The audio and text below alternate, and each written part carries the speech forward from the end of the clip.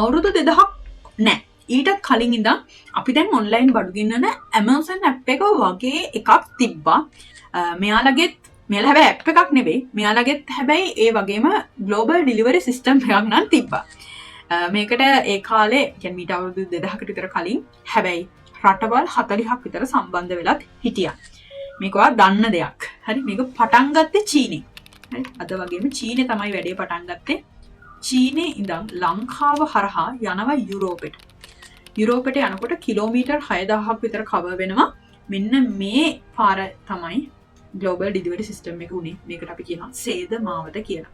මේ සේද මාවත වගේ දේවල් මේ වෙළඳාම් විකාශය වෙලා තමයි අද ආර්ථිකය අපිට දකින්න තියෙන Amazon app එක මෙන්න මේ වගේ දක්වා අපිට දියුණු වෙන්න පුළුවන් වෙලා තියෙනවා.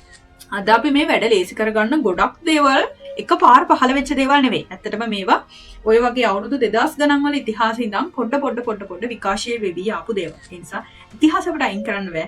මේ දේවල් අරගෙන මේවෙන් ප්‍රයෝජන අරගෙන අද ලෝකෙට ගැලපෙන විදිහට දේවල් අපිට හදාගන්න පුළුවන්. ඒතර මේ විදිහට හදාගත්ත එකක් තමයි Amazon app එක වගේ දේවල්.